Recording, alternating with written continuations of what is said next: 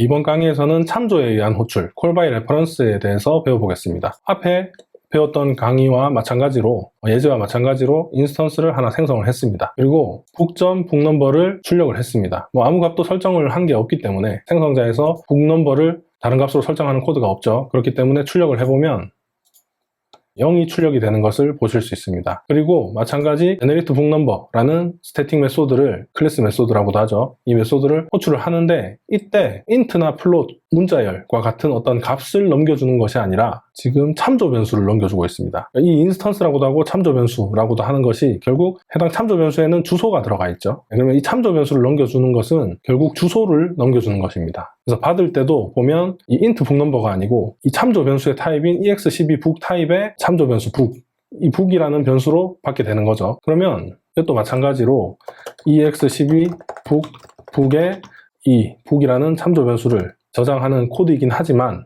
이때 book은 값이 저장되어 있는 게 아니고 주소가 저장되어 있는 겁니다. 그렇기 때문에 이 book이라는 변수와 이 book이라는 변수는 다르지만 넘겨받은 값이 주소이기 때문에 이 주소 안에 있는 book 넘버에 접근을 해서 어떤 랜덤한 값으로 변경을 하게 된다면 이것은 다른 변수긴 하지만 결국 같은 주소 안에 있는 book 넘버라는 변수에 접근을 해서 값을 변경하는 거기 때문에 돌아와서 출력을 해보면 이 해당 book.book 넘버의 값이 바뀌어 있는 것을 확인하실 수 있습니다.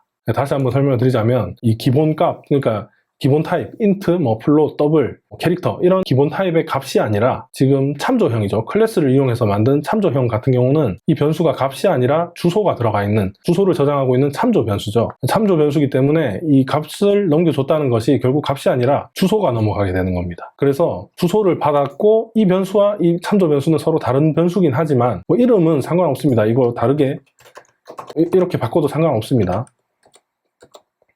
어쨌든 주소를 받았기 때문에 해당 주소로 북넘버에 접근을 하면 이 북넘버랑 같은 변수가 되는 겁니다. 왜냐하면 같은 메모리 주소에 있는 북넘버에 접근을 했기 때문이죠. 그래서 북.북넘버 해서 랜덤한 값으로 변경을 하고 난 다음에 다시 돌아가서 북.북넘버를 출력을 해보면 그 값이 변경되어 있는 것을 확인하실 수 있습니다. 이처럼 메소드에 어떤 주소를 넘기면은 주소를 이용해서 해당 인스턴스 안에 있는 변수들에 접근을 하게 되는 것이기 때문에 결국 메모리에 직접 접근을 해서 그 값을 바꾸는 것이기 때문에 이 북.북넘버가 변경되어 있는 것을 확인하실 수 있는 겁니다. 이번 강의에서는 콜 바이 레퍼런스, 참조에 의한 호출에 대해서 배워봤습니다. 다음 강의에서는 상속에 대해서 배워보겠습니다.